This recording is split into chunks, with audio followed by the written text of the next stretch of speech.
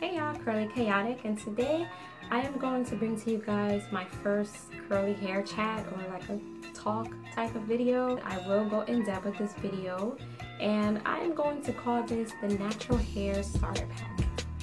So this video is basically going to be about things that I feel is essential to natural hair or transitioning hair.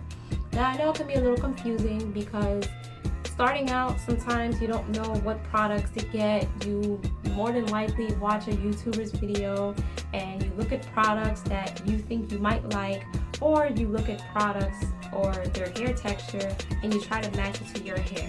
Let me just say that everybody's hair is different. I can't stress that enough.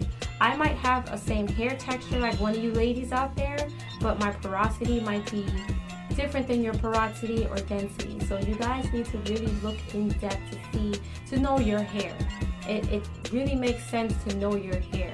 Another thing I want to say, what people get misconstrued a lot is products is not going to change your hair texture. It's only going to define your hair texture. So don't go out there thinking if you get a product because our hair looks alike, we're going to get the same result. Not always. That was a big mistake I made when I first started out. So I just want to talk about some basic natural hair accessories or products that you might want to use. Now I'm not going to talk about specific brands in this video because, like I said, it's just so broad going into actual brands, but just the actual products itself. Must have. It's always good to have a nice little water bottle because sometimes if you're not going to wash your hair or if you're just touching up a style like an old wash and go, old twist style, it's always good to have a mist bottle just to have in handy. Or before you do a wash day or, you know, deep condition your hair, sometimes it's good to detangle your hair and just get it a little misted so it's easier to detangle. And you need is a wide tooth comb. Now these are always going to come in handy because with natural hair, your hair is thick. Obviously, it would just make sense to have a wide tooth comb unless you're trying to break a whole bunch of combs. And it's your preference. I mean, me personally, I like to detangle my hair from the tips and work my way up to the roots. Some people like to grab their roots and comb it that way. Honestly, your preference. Another thing I always say is a must-have. This is not a pick. This is actually something to scratch your head, but I use it like a pick because it's wide and I just feel like it's an easier way to give your hair some volume. So a pick is good if you want to lift your roots and just make it look a little full, or your fingertips. So if you ever just want to, you know, give your hair a little volume, just massage your hair a little bit, and usually your fingertips are good enough. Less manipulation is always better. The more manipulation or the more you touch your hair, the more frizzier your hair gets. So again, that all depends on your preference. That you should have is like a satin or silk scarf. It always comes in handy. For me, I usually just put these over my head. If I have twists or whatever, I just wear it like how you would normally wear a bandana. Or if I have like an outdo like this, I would usually wear my hair in a pineapple or wear it in mini ponytails. It's just my preference as far as how you want to wear it, but I would say these come in handy. Another thing I would say that comes in handy is a bonnet. I have so many lying around, but this was the actual packaging I could find that was next to me. Bonnets are good for me. I like it when my hair is already out, but sometimes with certain styles, to me, I feel like it gives your hair that smushed look in the morning when you're doing the take down or the take out. So I guess it just depends on your style as far as protecting styles at night. I would say is very important is whenever you're deep conditioning your hair, it's always good to have a shower cap, but there's nothing wrong with using the old school plastic bags, you know. You can save money lots of ways. You do not have to buy every little thing that you see us naturals have. Me, I just have a sick problem of just buying things. But yeah, plastic bag is just as good as a shower cap, but when you're ready to deep condition your hair, these are good because it keeps that moisture locked in to penetrate the scalp and your hair follicles. Accessories go, I would say something like this is good. It's like something you put in your drain.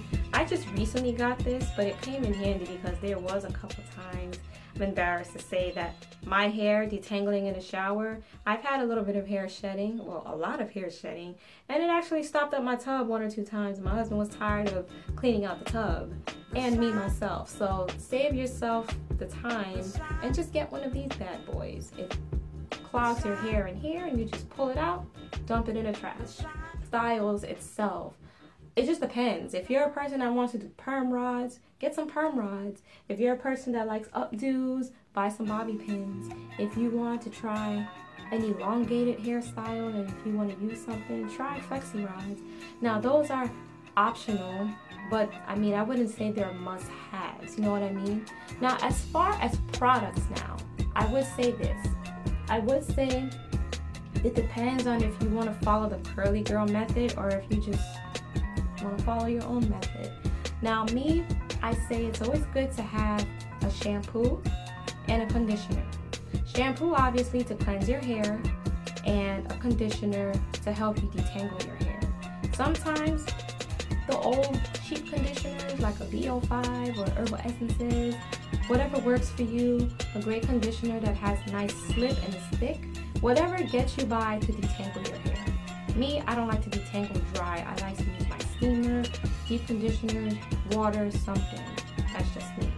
Now, as far as a shampoo, some people don't like to use shampoos because it might be too harsh on people's hair.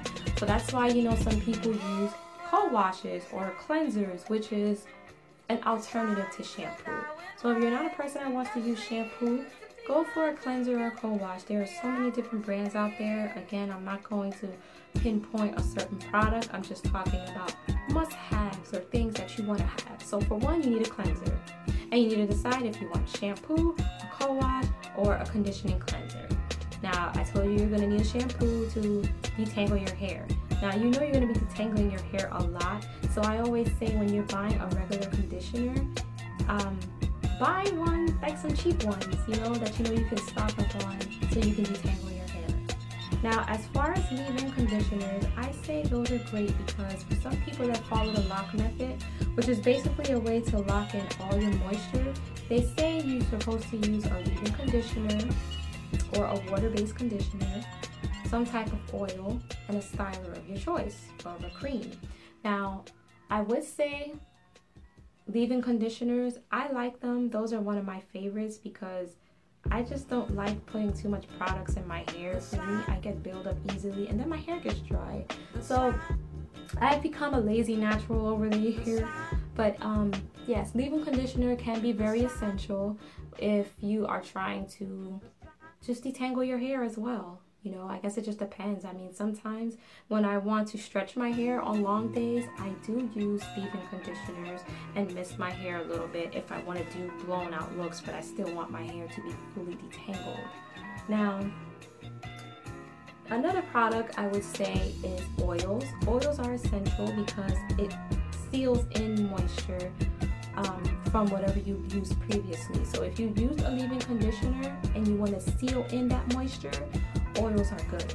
They have different type of oils though, so you gotta really look into what type of oils you're getting. So jojoba oil, they have so many different oils out there. I know everyone talks about how coconut oil is light. Yes, it is light, but it's your preference what oil you want to use. Each oil has different strengths, so I guess it just depends. Like for me, when I have an itchy scalp, I love tea tree oil because it just soothes my scalp instantly when I massage it in my hair. I like jojoba oil when I'm doing takedowns because it's a light-based oil, but it still seals in moisture. Castor oil, for me, that's a really thick oil. I don't like to use that when I'm sealing in moisture, but if I'm going to do like a pre-poo or something, then I would use a thicker type of oil. So do your research on that. Just depends on, I would say, what type of style you're going for. Some people like styles where they have a nice soft hold. Some people like styles where they have a strong hold. So it's really hard to say what type of styler to buy.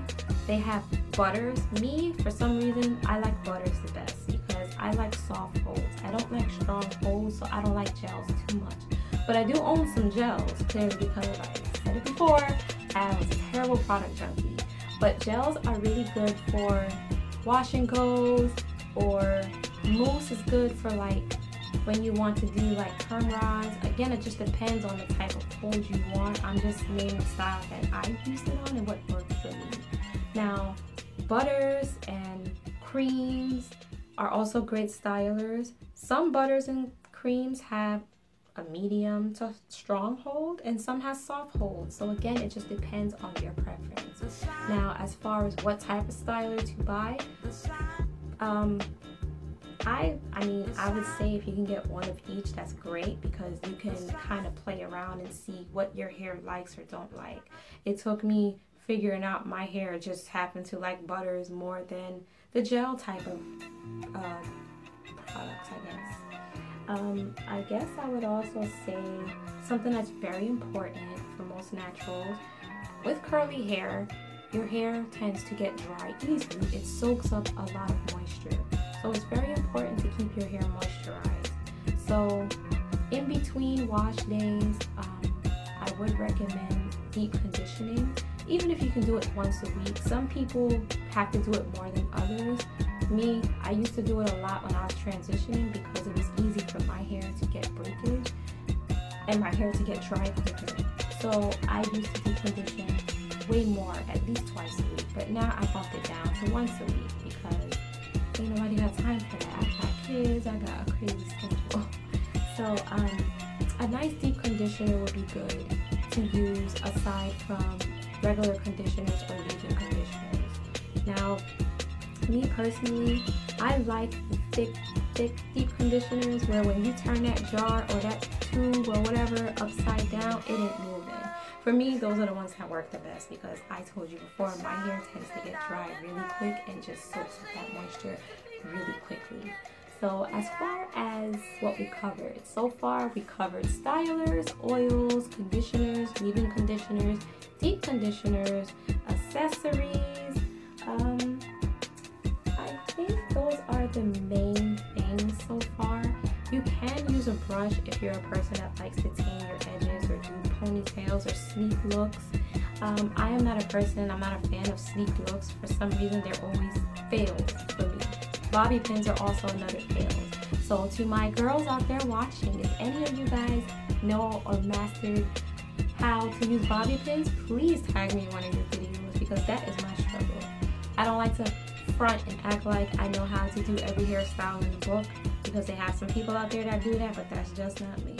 So again, if y'all know how to use some bobby pins, hook a sister up. Now, I believe I covered all the basics as far as must-haves.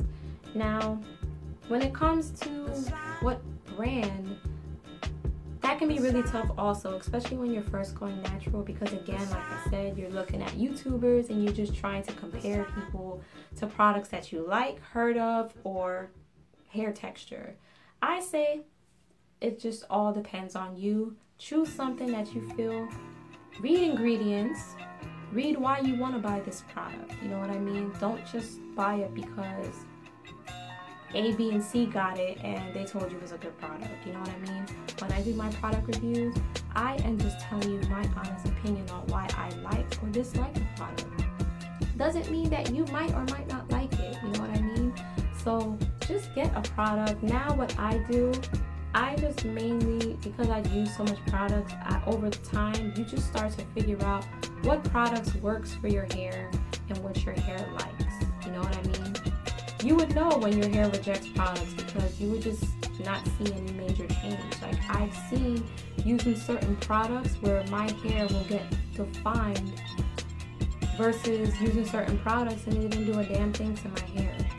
Feel me? So I would just say focus on what look you're going for, a main styler that you know you're going to be using on the regular, and do what it do.